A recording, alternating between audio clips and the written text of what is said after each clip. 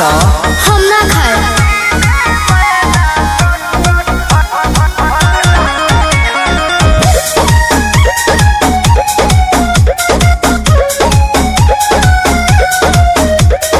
Doctor से हमरा तो माना बा, बिछुआ तो खाए के खाना बा। अरे इहो बिछुए ह, खा जा। बुझाइए